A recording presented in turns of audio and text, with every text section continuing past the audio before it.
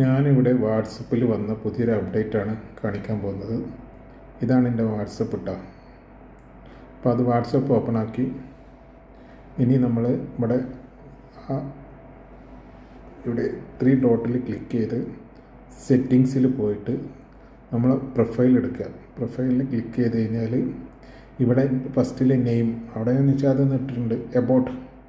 അത് കഴിഞ്ഞിട്ട് ഈ താഴത്ത് കാണുന്നത് റിസീവ്ഡ് യുവർ യൂസർ നെയിം എന്നുള്ളത്, അതിൽ നിങ്ങളെ പേര് കൊടുക്കുക. ഞാൻ എൻ്റെ പേര് കൊടുത്ത്, അപ്പോൾ വേറെ ആർക്കും ആ പേരില്ലാത്തത് കാരണം എനിക്ക് ആ പേര് കിട്ടി.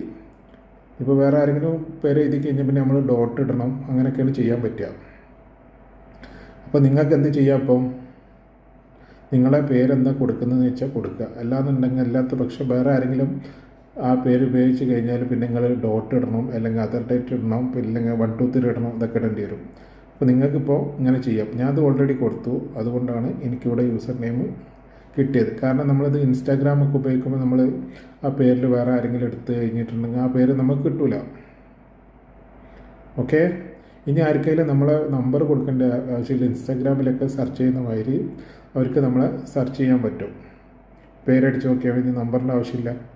അപ്പം പറ്റുന്നവർ നോക്കുക, വേണ്ടവർ. അല്ലാന്നുണ്ടെങ്കിൽ യൂസർ നെയിം പോവും.